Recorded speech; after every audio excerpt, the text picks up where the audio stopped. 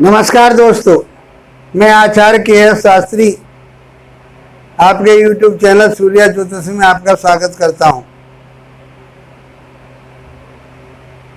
मित्रों, 22 अप्रैल 2023 को गुरु मीन राशि को छोड़कर मेष राशि में प्रवेश कर रहे हैं और गुरु मेष राशि में आकर के मकर राशि के जातकों के लिए क्या प्रभाव देंगे उसके बारे में हम आज विस्तृत जानकारी देते हैं। ये गुरु का परिवर्तन 22 अप्रैल 2023 से 1 मई 2024 तक अर्थात 1 साल मेष में ही रहेगा। तो केवल मात्र हम राशि के माध्यम से बात कर रहे हैं कि मकर राशि वालों के लिए ये मेष का गुरु किस प्रकार का फल देगा। गुरु को समझना बहुत आवश्यक कि गुरु के पास जो कारकत्व हैं, जो व्यक्ति को देने की उनके पास जो क्षमता है, वह धन देने की क्षमता है उनके पास, वो धन देते हैं। बृहस्पति देव संतान देते हैं, शिक्षा देते हैं, ज्ञान देते हैं। पत्नी का कारक कहा गया है दाम्पत्य जीवन में, भाग्य बढ़ाते हैं, लाभ देते हैं। जिंदगी में जितनी भी बढ़ोतरी है, जो व्यक्ति अपना गेन करना चाहता है, उन्नति करना चाहता है, वो सब बृहस्पति देव के पास है। इसलिए बृहस्पति के गोचर को समझना आवश्यक है। यदि आप अपने कोई कुंडली विश्लेषण कराना चाहते हैं तो हमारे डिस्क्रिप्शन में नंबर दिए हुए हैं, वहां आप कमेंट करके हमें अपना प्रश्न पूछ सकते हैं। कुछ लोगों ने हमारे पास अपनी डेट ऑफ बर्थ डाली तो वो अधूरी डालते हैं। खाली डेट ऑफ बर्थ से काम नहीं चलेगा। किसी ने पूछा मेरी बेटी नेट पार कर पाएगी नहीं कर पाएगी, नेट का एग्जाम दे रही है, तो उसके लिए प्रॉपर पूरी चीजें हमारे पास डिटेल होनी चाहिए। बर्थ ऑफ डेट होनी चाहिए, बर्थ ऑफ टाइम होना चाहिए, बर्थ ऑफ पैलेस होना चाहिए। जिस दिनांक में, जिस तारीख में बच्चे का जन्म हुआ है, वो तारीख, महीना, वर्ष होना चाहिए। जिस समय में उसका जो जन्म हुआ है वो समय हमारे पास होना चाहिए, और जहाँ जिस स्थान पर उसका जन्म हुआ है जातक का, उसका स्थान का नाम होना चाहिए। फिर डिटेल हम आपको बताएंगे। आधी अधूरी बात पर हम डिटेल नहीं बता पाएंगे। तो मित्रों, आइए हम मकर राशि की बात करते हैं कि मकर राशि वालों के लिए गुरु का ये परिवर्तन क्या लेकर के आया है, क्या दे करके जाएगा 1 वर्ष में, उसकी चर्चा करते हैं। तो आपकी मकर राशि से गुरु 4थे भाव में बैठेंगे। मकर राशि से गुरु का जो परिवर्तन हो रहा है वो 4थे भाव में हो रहा है। 4th भाव में परिवर्तन होने का अर्थ है कि वह भूमि के, भवन के, वाहन के, खुशियों के, माता के घर में गुरु आ गए हैं। अब जब माता के घर में गुरु आ जाएंगे तो फिर वो क्या प्रभाव देंगे। तो शास्त्र में कहा गया है कि गुरु जहाँ बैठते हैं वहाँ पूर्ण फल नहीं देते, लेकिन देते हैं गुरु। तो गुरु वहां क्या करेंगे, राहु के साथ बैठे हुए, चांडाल की बात करते हैं गुरु, चांडाल की भी बात करते हैं लोग। तो राहु अपना प्रभाव देगा, उनको बहकाएगा, भटकाव देगा। तो ये सारी चीजें देखते हुए तो गुरु के आते के साथ ही आपकी एक लालसा बढ़ जाएगी कि मुझे भूमि भवन वाहन की आवश्यकता है, माता के साथ अटैचमेंट की आवश्यकता है, परिवार के साथ रहने की आवश्यकता है, ऐसी भावनाएं आपके अंदर आनी शुरू हो जाएंगी। और गुरु वहां बैठकर के चौथे भाव में वो कहाँ कहाँ देखेगा, तो पांचवी दृष्टि से वो अष्टम भाव को देखेगा। अच्छा नहीं कहा गया, त्रिक भाव है, 6, 8, 12वां भाव त्रिक भाव कहा गया, अशुभ कहा गया है, बुरा कहा गया है। तो 8वें भाव को देखेगा।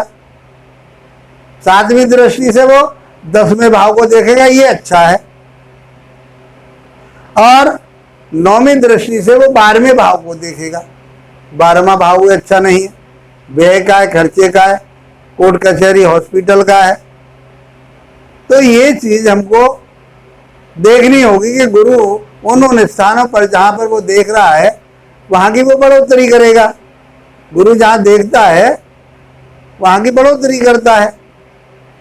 तो अष्टम भाव को देखेंगे गुरुदेव तो आयु को तो बढ़ाएंगे, लेकिन कोई रोग भी दे सकते हैं, लीवर से संबंधित परेशानी आ सकती है, गुण ज्ञान की तरफ को जा सकते हैं, योग की तरफ को जा सकते हैं, रिसर्च वर्क की तरफ को जा सकते हैं। वो उसका पॉजिटिव पॉइंट है वहां 8th भाव का।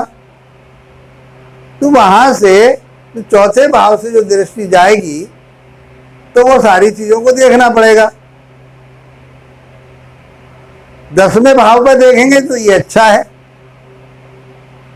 जो काम रुके हुए थे, जो काम करना चाह रहे थे, नौकरी नहीं लगी थी, अब लग जाएगी।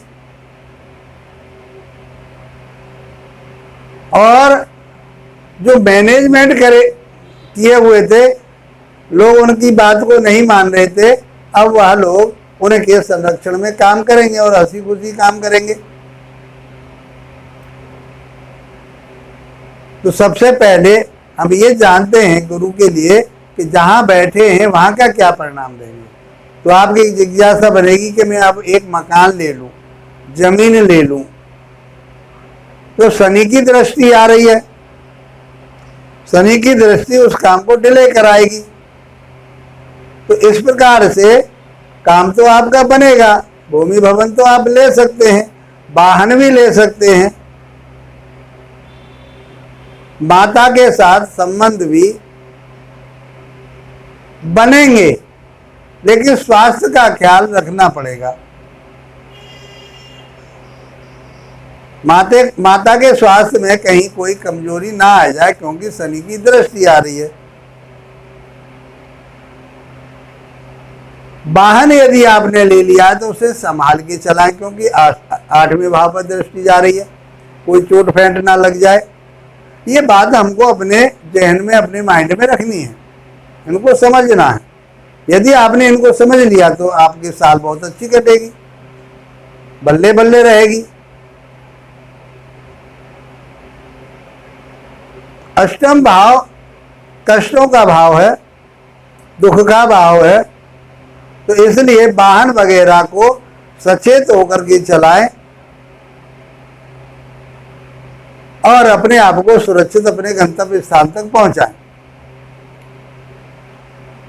यदि आप किसी में रिसर्च करना चाहते हैं, आप कोई उच्च पढ़ाई पढ़ रहे हैं, आप शिक्षा ले रहे हैं, तो रिसर्च वर्क की तरफ जा रहे हैं, तो वो काम आपका पूरा होगा।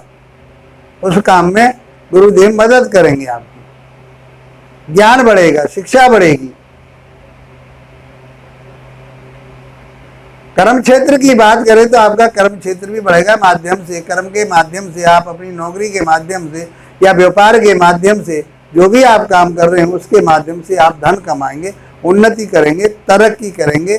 10वें भाव पर दृष्टि से मान सम्मान प्रतिष्ठा आपको सब प्राप्त होगी और आपका नेम फेम बढ़ेगा। यदि बात हम करें कि गुरु की दृष्टि 12वें भाव पर जाएगी, तो 12वां भाव होता है सैया सुख का, विदेश यात्रा का, विदेश में रहने का, हवाई यात्रा करने का, कोर्ट कचहरी मुकदमे का और हॉस्पिटल का होता है। तो अपने स्वास्थ्य का ध्यान रखें, कोई ऐसी बीमारी ना आ जाए जो लीवर से संबंधित हो, पेट से संबंधित हो, वसा से संबंधित हो, आपके कहीं फैट ना बढ़ जाए, इस बात का आपको ध्यान रखना पड़ेगा। और जो आपका सैया सुख है, पारिवारिक जो सुख है, जो भौतिक सुख है आपका, वो बढ़ेगा और उसके ऊपर ही खर्चे होंगे। जमीन जायदाद लेंगे तब भी आपके खर्चे होंगे। इन सारी चीज़ों पर आपके खर्चे होने की संभावना है, क्योंकि 12वां घर व्यय का कहा गया है, खर्चे का कहा गया है। तो मकान पर हो सकता है, भूमि पर हो सकता है, आपके वाहन पर हो सकता है, आपके रोग के ऊपर खर्चा हो सकता है, आपके एजुकेशन के ऊपर खर्चा हो सकता है। तो इन चीज़ों का आपको ध्यान रखना पड़ेगा। गुरु बैठ करके चौथे भाव में मकर राशि वालों के लिए अप डाउन वाला समय लेकर के आ रहे हैं। आपकी उन्नति भी होगी, तरक्की भी होगी और कहीं गिरावट भी आएगी, तो वो धन आपका खर्च भी होगा। मित्रों, इसी मंगल कामना के साथ कि आपका ये वर्ष बहुत अच्छा बीते और बहुत अच्छा रहे, आपसे विदा लेता हूं। आप वीडियो को लाइक, शेयर, सब्सक्राइब अवश्य करें। इसी के साथ आप लोगों का धन्यवाद। नमस्कार।